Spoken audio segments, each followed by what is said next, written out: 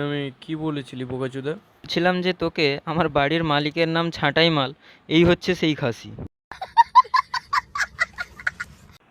শুনলাম তুই আর এ নাকি একসাথে মারবি।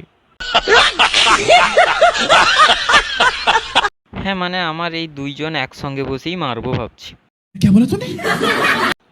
বাড়া, তোকে এই ঘরে আমি একা মারার জন্য দিয়েছি, তার জন্য তুই সোনাগাছি থেকে মাল এনে মারাবি?